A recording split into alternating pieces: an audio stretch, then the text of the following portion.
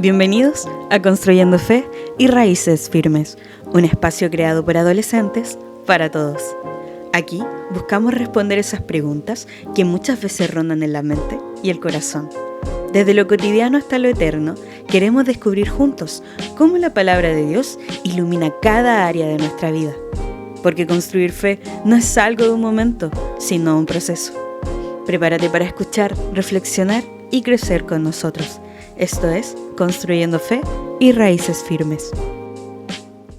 Y considerémonos unos a otros para estimularnos al amor y a las buenas obras, no dejando de congregarnos como algunos tienen por costumbre, sino exhortándonos y tanto más cuando veis que aquel día se acerca. Hola a todos, bienvenidos a un nuevo capítulo de nuestro podcast llamado Construyendo Fe y Raíces Firmes. Yo soy Mika. Yo soy Patti. Yo soy Samuel. Y hoy tenemos una invitada muy especial para este capítulo con ustedes, la Catalina. Catalina. Hello, Olis. Oye, Cata, hoy día vamos a hablar de un tema súper serio, tan en serio que Jesús nos llamó a nosotros como mi iglesia, y no como la iglesia, sino Claro que sí. mi iglesia. Porque sí, podemos tener mil excusas para faltar y todo, ¿verdad?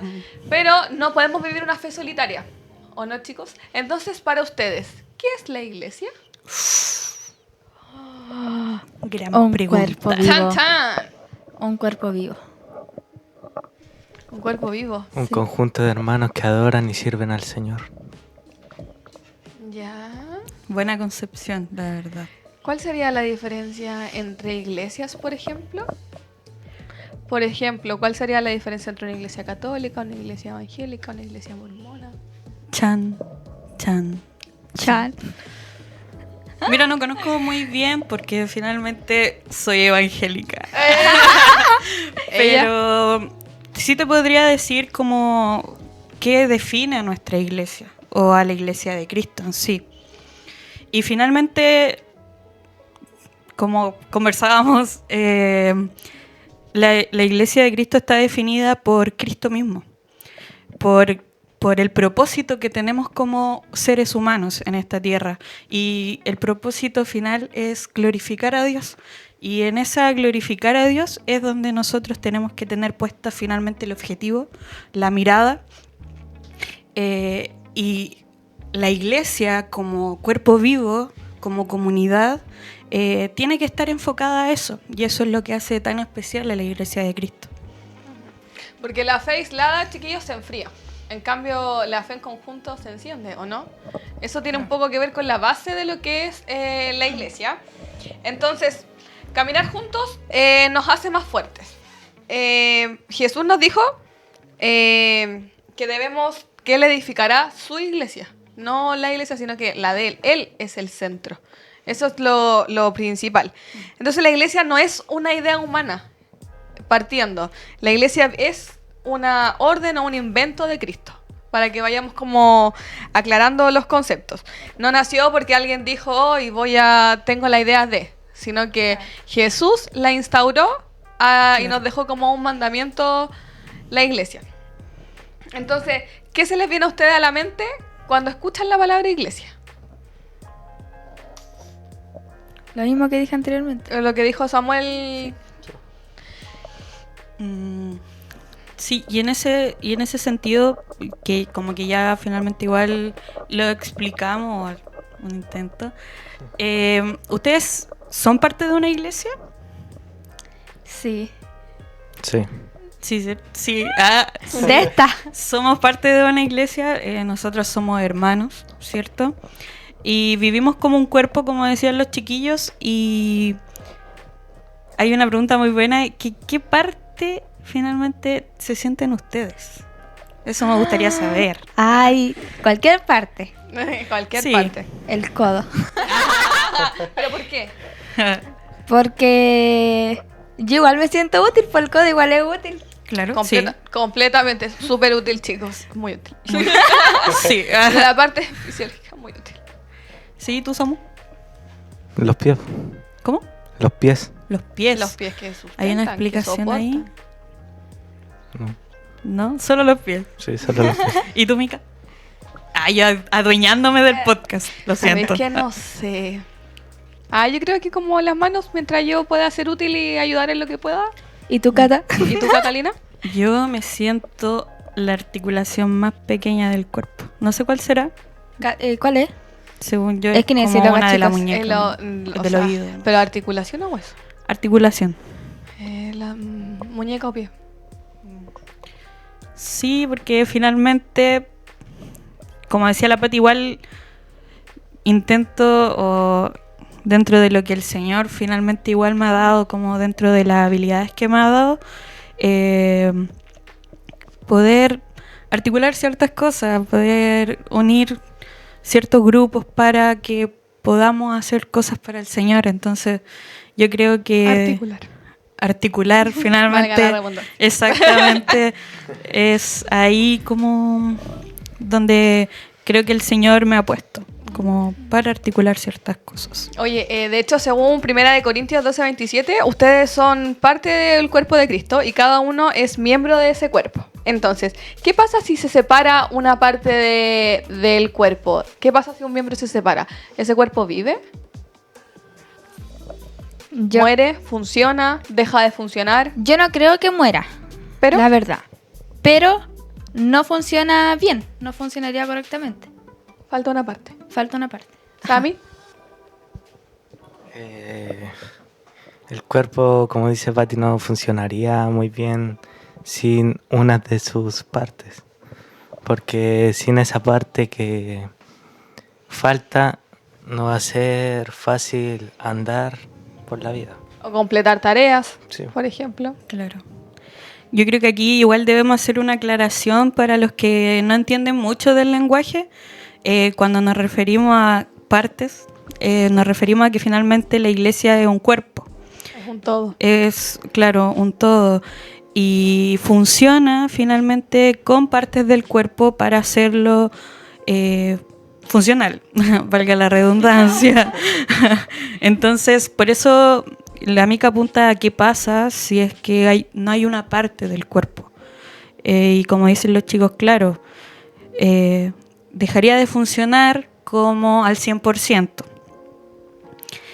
Y es muy interesante lo que plantea Mica, porque los chicos decían, ¿qué pasa si una parte del cuerpo es desprendida? El cuerpo puede seguir funcionando, pero ¿qué pasa con la parte desprendida? Muere. Exacto. Exactamente. No puede funcionar, no puede seguir funcionando esa parte que se desprendió, porque ya no es parte del cuerpo.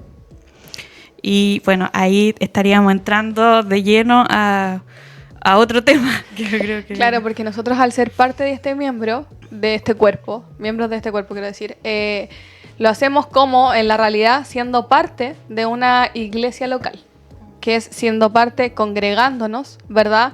De forma rutinaria en la congregación, en las reuniones, en las diversas actividades que se generan en una iglesia, ¿verdad?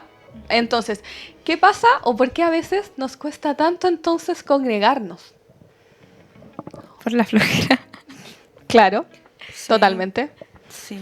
obviamente. Una persona que no es, que no ha ido a la iglesia nunca, que no conoce a Dios, cuando recién conozca a Dios y recién vaya a la iglesia, no le va a costar porque no está acostumbrado a servir a Dios y a ir a la iglesia. Que de hecho ahí tenemos un punto de vista bien bueno para tomar, que es el hecho de la persona que jamás ha asistido, no como uno que afortunadamente está de cuna en la iglesia, pero si tenemos una persona que nunca se ha congregado y se topa en una iglesia local y cuando tiene en realidad la buena doctrina que te va a enseñar y a corregir tu vida, obviamente es un choque porque uno se da cuenta de todos los errores que tiene en su día a día.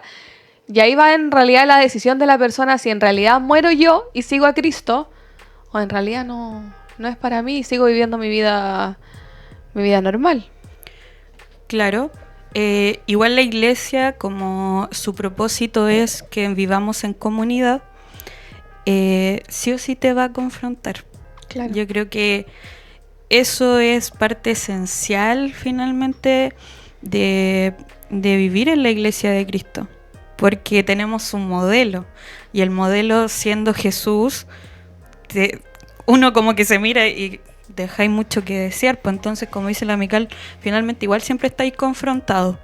Ahora, volviendo al tema de por qué cuesta tanto venir a la iglesia, yo hablo desde mi experiencia. Yo también toda mi vida en la misma iglesia, y igual me he sentido como que a veces me cuesta venir, y eso que ya tengo una costumbre de años.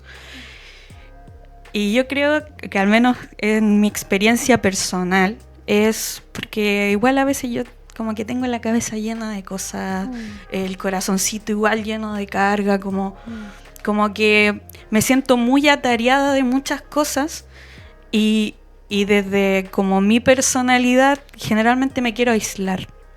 Entonces no quiero ver a personas o no quiero venir a la iglesia porque sé que, como dice la Mica, me voy a sentir confrontada, porque venir aquí sí o sí te confronta la palabra, te confronta las canciones, las alabanzas, te confrontan las oraciones, y te confrontan porque hay algo que hay dentro de mí que quiere seguir a Jesucristo, y es el Espíritu Santo.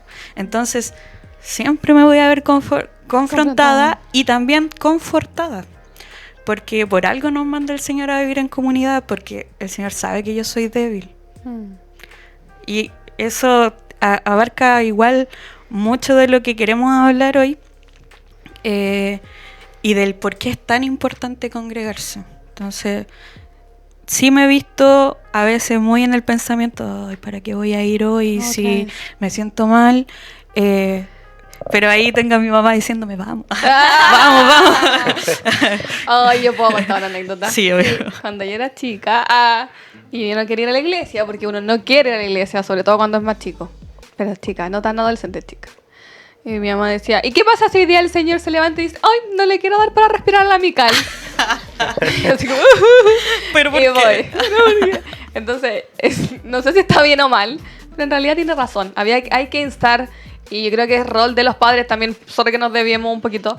Si yo no doy el ejemplo como padre, desde pequeño, desde niños, es muy complejo que después yo retome eso cuando ya están en la adolescencia, que ya están formando un carácter, o sobre todo en la adultez. Entonces también es pega súper importante de los papás. Sí. Y como se hablaba en el capítulo anterior con el tío Gamo, por ejemplo, que hablaban del propósito. Y él ponía el énfasis en la crianza de los padres.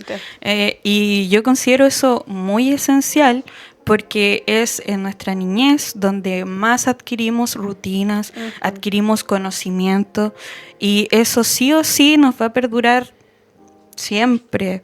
O sea, es algo que está estudiado, ¿sí? Siempre lo vamos a tener ahí. Por más que nos alejemos, siempre va a estar esa idea.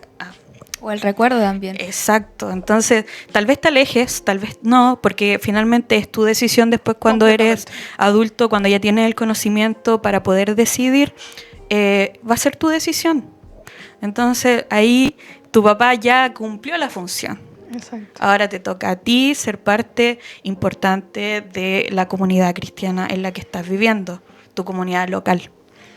Y retomando el tema de la comunidad, ¿creen que la iglesia debería sentirse como una familia o ser una familia? Sí, pues. Por algo nos decimos hermanos, porque somos hermanos en Cristo. Samuel, No sé qué decir. ¿lo que piensas? O sea, pensando en que finalmente, ¿qué es una familia? ¿Cuál es tu concepción de familia? No me refiero a que digas cuál es tu concepción de familia, sino que debería ser un lugar familiar. La familia es la que está junta. Exacto. La iglesia en sí ya es una familia. Claro. Sí. Entonces ya sabemos que tú sí lo concibes como que debería ser una. Sí. Y eso es súper importante. Yo también considero que sí debería ser una familia. Completamente. Yo creo que la base de la familia, o bueno, dentro de la norma, lo que se espera, siempre hay excepciones a la regla, es que la familia esté contigo pese a lo que pase y pese a las decisiones erróneas que tú tomes. Erróneo. Porque es real, porque seamos sinceros, siempre nos equivocamos. Entonces, ¿qué es lo lindo de la familia? Que a pesar de que te equivocaste, te levanta, como lo hace Cristo. que a pesar de que uno peca, se equivoca, uno va a las plantas de Cristo y te restaura tu vida, rearma todo nuevo. Y la familia también es un poco lo mismo, porque cuando la mamá, ustedes se equivocaron, la mamá igual está esperándolo o el papá está esperándolo para decir, ya hijo, no importa, te equivocaste, aprendiste la lección, vamos de nuevo. Se da, obviamente, pero es lo mínimo que te den la espalda. Entonces, al crear una comunidad de la iglesia y al pensar que es una familia, se espera un poco de lo mismo, porque retomando, la fe es colectiva también en cierta parte. Entonces también espero un poco de retroalimentación, apoyo cuando yo caigo, cuando yo estoy en problema, y quiero ese apoyo de mi hermano en la fe, de que te diga, vamos a orar, yo voy a orar, voy a estar contigo, te voy a apañar, porque es lo que haría quizás un hermano carnal, que diría, ya, yo te voy a ayudar, Pati, aunque... Entonces se espera lo mismo de el hermano en la iglesia. Qué gracioso que me miren. Sí, la verdad es que eso abarca un punto muy importante de la comunidad cristiana, de la vida cristiana, que también se demuestra en la Biblia. Y aquí les tengo una pregunta a ustedes, porque piensan... ¿Ustedes creen que se puede ser cristiano lejos de una comunidad cristiana, de una iglesia? No. Porque como decía la Mica anteriormente, el congregarse está escrito en la Biblia, es un mandamiento de Dios. Exactamente. Sí. Porque esto no es algo que podrían creer solo ustedes, esto es algo que se cree como igual mucho, que finalmente uno se puede ser cristiano sin congregarse. Y como muy bien dice la Pati, esto es un mandamiento por algo. Sí, claramente. Por algo es un mandamiento. Y es porque... O sea, solo nos podemos equivocar tantas veces en interpretar cosas erróneas. Imagínate estar leyendo un versículo súper descontextualizado y creer algo súper diferente a cuál era el objetivo principal. Y si no hay nadie ahí. O acomodarlo a tu forma, perdón, dale. Oye, ¿y qué pasa con con esos cristianos que se dicen ser cristianos y no se congregan? Así ¿Estarían haciendo como una falta quizás? Sonando súper dura, sí. Sí. Y el tema de la salvación. Pero sabemos que la salvación no se pierde. Salvación no se pierde. Uh-huh. ¿Pero qué pasa ahí? Bueno, igual es un caso súper específico. Me pusiste en un jaque. La cara de la Cata.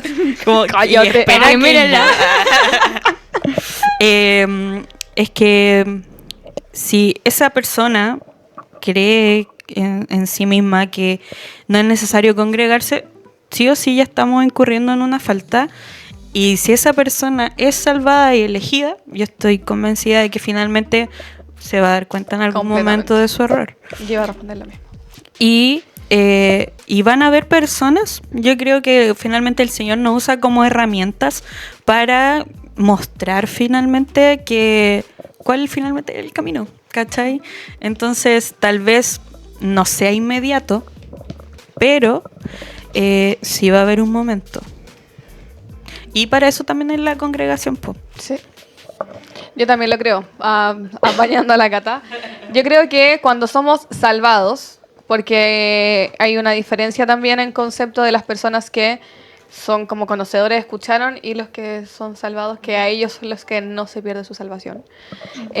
Cuando estás dentro de ese linaje, como lo quieras llamar, en algún momento sí o sí el Señor te tiene que llamar o te tiene que... Como es que también un concepto que era como que...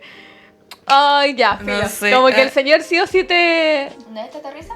Ya, pongámosle Tata Risa. No era ese te concepto. llama, te rescata. Pero el Señor no sí o sí te llama o te pone como un límite de ya. Como que te dejé la rienda suelta, entre comillas, hasta aquí, pero ya basta, porque tienes que volver a mí. Bueno, basta. Porque estás dentro de lo ya basta. Entonces, esa es... ya, pero... yo me disocio. Se corta esta parte. Por favor, eliminar. Eso. Ya, bueno, prosiguiendo un poco con Cata. Sí, yo estaba leyendo un comentario bíblico de mi buen amigo Hendrickson, se lo recomiendo. Y mira, dice, Cristo no es solo el fundador de la iglesia, es su arquitecto, su constructor y su preservador. Entonces, finalmente, entendemos que el pueblo de Dios, por algo es el pueblo de Dios, porque vive respecto del propósito que se colocó. Entonces, por más que mi historia de vida me haya llevado quizás lejos de Cristo, voy a volver. Y esa es la seguridad finalmente que nos da que la salvación no se pierde. Por gracia el Señor nos tiene acá. Por gracia la comunidad está compuesta de pecadores arrepentidos. Y eso es algo que debemos valorar demasiado. Y por eso es Cristo la cabeza de la iglesia. Nosotros no nos podríamos llamar cabeza de la iglesia por más que seamos el cuerpo, porque finalmente todos los principios, ideas, todo viene de nuestro Salvador. Amén. A ver, Aleluya. retomando también, Hechos nos muestra cuatro pilares fundamentales en cuanto a la iglesia, Sí, sí. que es doctrina, comunión, partir el pan, oraciones. ¿Cuál de esos creen que a ustedes les cuesta más vivir en el día de hoy? A mí, la oración. Creo que es lo que más me está costando hoy en día. Y no sé ustedes. Sí, yo opino lo mismo. La oración. La oración también. La oración. La oración es un tema súper complejo. Lo que pasa es que es una lucha constante con tu carne. Sí. Porque siempre va a haber ese... No, es que estoy muy cansada. No, Diría es que tengo incluso cosas que también hacer. como leer la Biblia. Como también. Sí, Claro. es que mira, y volvemos a lo mismo, como que siempre nos vamos a topar el mismo tema, porque, por ejemplo, a mí me cuesta mucho orar individualmente. Tal vez nos pueda costar mucho leer la Biblia también, pero existe algo como la oración congregacional y no se me ocurre a mí. Es algo que la iglesia reconoce que finalmente es algo que se debe hacer por algo. Y nos pone esa oportunidad de oración congregacional para que nosotros igual podamos acceder a ella finalmente, como podamos practicarla, ¿cachai? Y eso dicta mucho de que somos una comunidad que nos apoyamos entre nosotros. Po. Aunque sí o sí deberíamos practicarlo de manera individual. No Claro. digo que no. Sí. Tienes que tener tu... Exacto. Exactamente. Bueno, la iglesia, chiquillo, es un lugar para crecer, aprender y ser formado por la palabra. Puedes aprender muchas cosas solo, pero la palabra transforma distinto cuando la vivimos en comunidad. Hechos 2:42 muestra una iglesia centrada en la enseñanza y Efesios 4 dice que Dios usa esa enseñanza para hacernos crecer juntos. Entonces, ¿por qué estudiar la Biblia en comunidad tiene tanto impacto? No sé, ni idea. No sé, yo tampoco.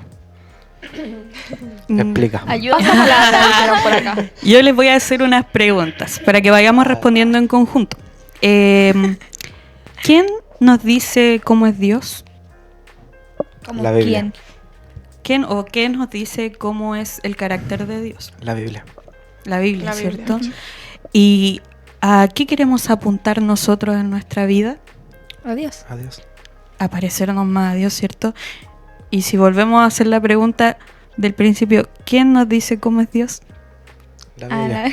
Entonces, ¿por qué será tan importante estudiar la Biblia en comunidad? En comunidad.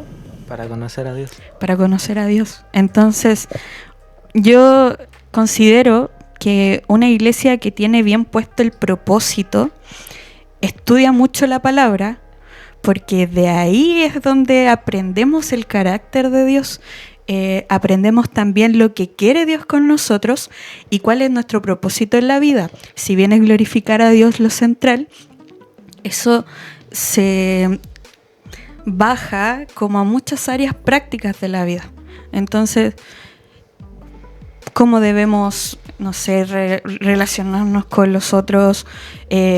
¿Cómo debo relacionarme conmigo misma? ¿Cachai? En cuanto a el amor que me debo tener a mí y el amor que debo tener a mis hermanos, por ejemplo. En esto mismo de que hablábamos antes de confrontarnos también con la palabra.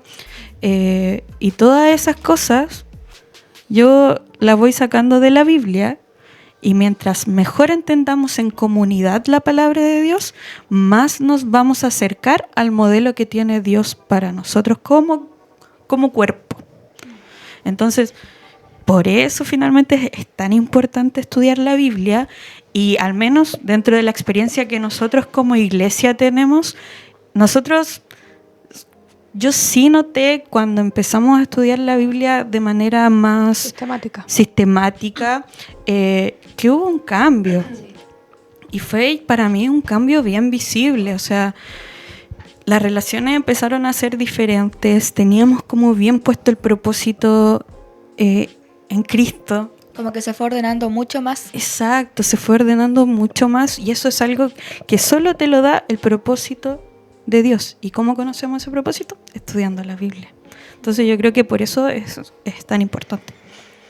Exactamente, porque como dice la Cata, al tener este aprendizaje tenemos corrección. Entonces, ¿cómo yo te voy a corregir a ti algo que ni siquiera yo sé?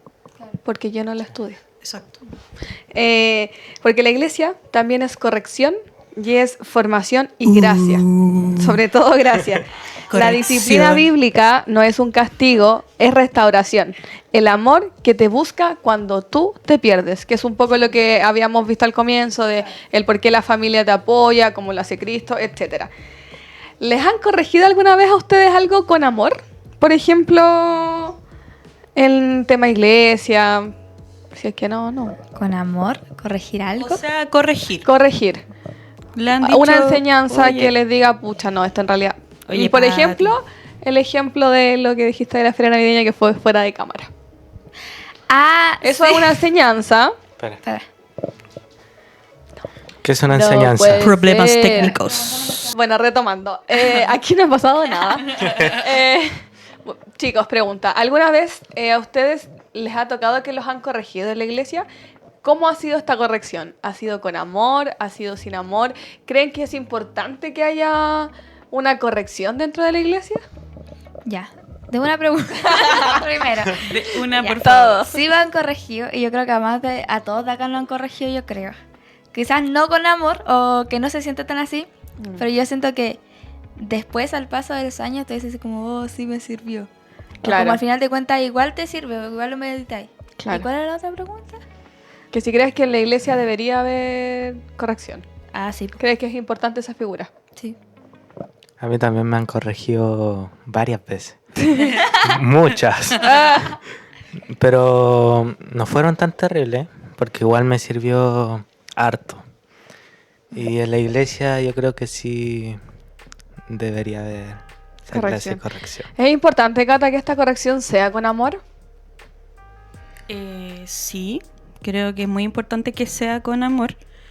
Mira, a veces igual las personas tendemos a fallar, no somos perfectas, entonces las personas que nos corrigen igual puede que no ocupen el tono ni La entonación. como que demuestren tanto el amor. Sin embargo, creo que en la corrección siempre tiene que haber el propósito de que yo te estoy corrigiendo por algo, y si no te tuviera amor, por mí no me interesa. Y por algo te corrige también. Exacto. Entonces, si no me interesara, Haz lo que o quieras. sea, me da lo mismo. Completamente. ¿Cachai? Entonces, creo que siempre tiene que estar a la base del amor, y siempre se tiene que corregir con amor, y sería mucho, mucho mejor para todos que esa corrección siempre fuera dentro del cariño, de la honestidad, con las buenas palabras que corresponden. Algo que para mí es muy importante, que sea en el tiempo que corresponde. ¿Cómo el tiempo? Porque, por ejemplo, si yo te corrigiera ahora frente a todo el mundo, no me sentiría bien con eso. ¿cachai? Sería como una humillación en vez de una corrección. Exacto. Al menos Totalmente. yo creo que yo, si me corrigieran frente a todos de una forma así, como que yo quedaría como, what? No lo tomaría bien, po. Y yo tiendo a ser muy irascible, me enojo muy rápido, entonces cero que tomo en cuenta tu corrección. Entonces para mí es muy importante eso, porque el contexto en el que tú das la corrección dicta mucho de cómo lo va a tomar la otra persona. Y ahí tenemos que ser muy sabios en cómo decimos las cosas y qué queremos lograr. ¿Y cómo podemos saber que esa corrección está bien? Que también puede ser una pregunta que alguien se puede hacer. Es como, ya, ¿y por qué él me dice esto? ¿Y por qué tiene que ser así? ¿Cómo yo valido que esa corrección esté bien? Porque a mí me pueden decir muchas cosas, pero yo también tengo una parte de una responsabilidad dentro de mí del saber, ¿está bien, está mal lo que me dijo? ¿Por qué está bien o por qué está mal? Es como si yo le preguntara algo a mi pastor. ¿Cómo saber si él está bien en lo que me dice? Claro. Yo sé que él está bien porque él lee la Biblia. Él sabe del tema. Igual que el hermano Carlos. Claro. Siento que son esas personas en las que podemos confiar, ¿cierto? A mí también me da mucha confianza mi pastor y el tío Carlos, porque son las personas que me enseñan constantemente y sé que puedo confiar en ellas. Y además, si es que fuera una persona que no conozco, también lo tengo que ver con qué propósito y a la luz de la palabra su corrección. O sea, obviamente no siempre nos vamos a tomar las correcciones de buena forma porque nos confrontan, nos dicen que finalmente estamos mal en algo. Pero como decía la Pati, finalmente eso nos va a llevar en un futuro a recapacitar, pensar y ver que finalmente lo hizo con el propósito de que yo fuera mejor, más para Cristo me refiero. Y me gustaría decir una cita del mismo autor que he citado antes y quiero que me digan qué piensan al respecto, porque la cita es la siguiente. Una iglesia sin corrección no es más amorosa, es menos fiel. Una iglesia... No sé qué decir. Una iglesia sin corrección, o sea, que nunca te corrigen nada, no es que sea más amorosa, porque, no me corrigen nada, qué amorosos son. Puedo hacer lo que quiero. Exacto. No, es menos fiel. Es que yo creo que ahí se ve la preocupación también, como quizás de esa iglesia que tiene como con uno. No sé. Sí, porque yo creo que en el corregir yo creo que uno igual demuestra el amor de Dios. En el que te corrige igual... Completamente, como el padre corrige claro. al hijo. O sea, si te corriges por algo. Claro, es que aquí lo que vemos es que generalmente cuando estamos en comunidad y te corrigen es porque quieren que te parezcas más a Cristo.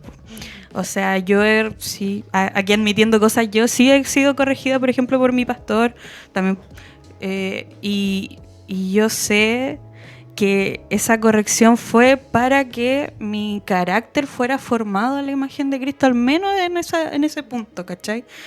Entonces eso, si él lo hubiera dejado pasar, él estuviera viendo que yo estoy equivocándome en algo, que estoy cometiendo algún pecado, por ejemplo, eso no demostraría que él me ama si lo hubiera dejado pasar, ¿cachai? Entonces, siendo fiel a la palabra, siendo fiel al propósito, es donde él tiene que corregir finalmente. Y el Señor nos llama a exhortarnos unos a otros, corregirnos unos a otros. No es solo figura del pastor corregirnos, sino también de los hermanos, porque somos familia. Bueno, y siguiendo un poco, la familia entonces ya vimos que corrige, pero también hay una parte que cae sobre nosotros, que es ¿qué yo le doy a esta familia? ¿Qué entrego yo? Que aquí sale el tema quizás de los dones, que es complejo, algunos lo malinterpretan, ¿verdad? Pero en el fondo es, ¿quién cree ustedes que Dios les ha entregado a ustedes, que ustedes pueden entregar a esta comunidad, a esta iglesia local, a esta familia? Parte tú, Samuel. Yo no sé qué entrego a la iglesia, sinceramente. ¿En serio? No sé lo que podría entregar. ¿Y tú, Pati? Yo veo el dato. Ya.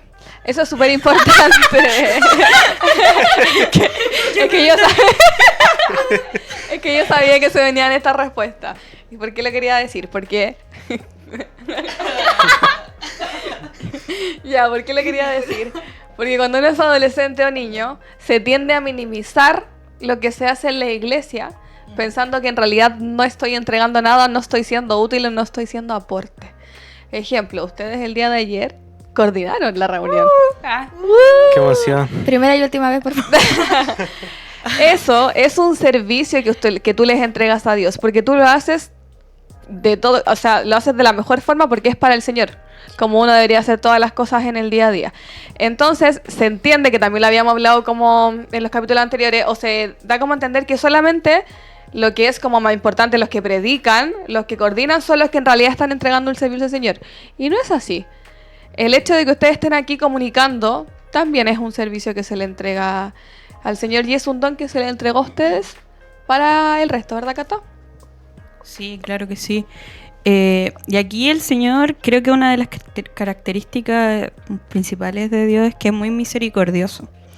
Y Él nos entrega talento a todas las personas, a todo el mundo. Pero solo le entrega dones a sus hijos. Y yo creo que eso es muy importante como entenderlo bien. Y ahí para que ustedes igual en su casa lo estudien. Ustedes igual, yo también. Y esos dones son con un propósito. Hay algo que los separa. Y yo lo podría explicar más o menos como todos tenemos talentos, pero los dones solo se ocupan para la obra de Cristo. Entonces, el talento es como una herramienta, pero el don es el propósito. Ahora, todos tenemos dones. Tal vez ustedes no los ven tan claros, pero finalmente yo sé que aportan con algo y es más, ahora mismo lo están haciendo. Están comunicando a los demás la palabra del Señor. Entonces sí o sí es un don, porque tiene un propósito que es glorificar a Dios. Y me olvidé de cómo estábamos empezando esta pregunta. Me olvidé cuál era. De que a veces sentíamos que en realidad como que no tenemos nada para dar a Dios porque se minimiza. Sí, y en realidad Dios sí nos ha dado algo que entregamos a la iglesia. Sí, siempre. Pero sí, siempre hay algo, todos tienen de alguna u otra forma cómo aportar y qué hacer para ser servidor dentro de la iglesia. Porque a eso te llama el Señor, te llama a servir a tu comunidad. Y por algo te entrega un don y por algo nosotros hacemos la similitud con un cuerpo, porque cada parte del cuerpo tiene una función. Exacto. Y por eso la Pati se encontraba como un codo y tú como los pies, yo como una articulación X, porque tenemos una función y para cumplir esa función necesitamos tener como un talento, un don. Y por eso el Señor nos lo entrega, para poder ser beneficio para la comunidad. Y como decía la Mica, el Señor no te entrega un don como para jerarquizarte en una línea, sino que para que tú lo sirvas a Él. Y ese es el único propósito. Además, piensen que el Señor los conoce perfectamente, más que nadie. Entonces, claramente Él sabe sus habilidades, su fortaleza, lo que en realidad, con lo que ustedes pueden aportar, porque una a veces no sirve mucho para unas cosas. No sé, un ejemplo. Mucha gente no sirve para las matemáticas, entonces no va a estar en el Ministerio de las Finanzas, claramente. Pero eso es lo bonito de la diversidad de dones y que cada uno tiene, porque todos podemos aportar en distintas cosas, desde las señoras que están las hermanas que están en la cocina, gracias a las que nos cocinan, Muchas gracias. hasta tú que pones el data. Y que no se ve. Exacto. Nadie sabe, por ejemplo, si llegara que tú estás poniendo el data. Y es servir igual en la iglesia. Y como algo muy importante, porque generalmente los dones como muy visibles son como para, ay, me levanto el ego con la cuestión. Para vanagloriarse. Y hay un versículo que yo lo traje porque creo que es muy esencial para entender cómo debemos vivir nuestros dones, que es: si yo hablase lenguas humanas y angélicas y no tengo amor, vengo a ser como metal que resuena o címbalo que retiñe.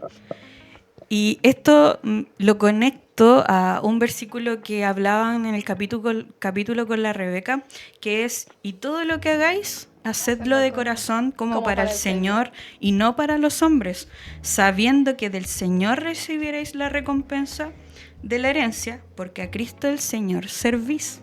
Amo esa parte. si yo conectara todo este capítulo, todo lo que hemos hablado, yo lo centro en eso. Porque finalmente es a eso a lo que apuntamos, a servir al Señor con lo que tenemos, con lo que Él nos ha entregado, y todo finalmente se cumple en el propósito de que nuestra vida está para glorificar el nombre del Señor. Eso.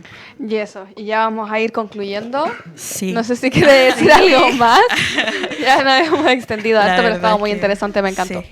Y vamos a terminar con la frase de Sí. las redes que dice: Dios nos salvó de manera personal, pero nos formó para vivir en familia. Es en la iglesia. Con sus risas, sus diferencias, sus procesos y su amor, donde la fe encuentra terreno fértil para crecer. Así que muchas gracias por acompañarnos en este capítulo. Sammy, haz lo tuyo. Y a la hora que nos estén viendo, ya sea día, y a la hora que nos estén viendo, ya sea día, tarde o noche, Dios los bendiga. Muchas gracias por acompañarnos en este nuevo capítulo. Dele like, comente, síganos, comparta y nos vemos en un próximo capítulo. Chao. Chao, cuídense.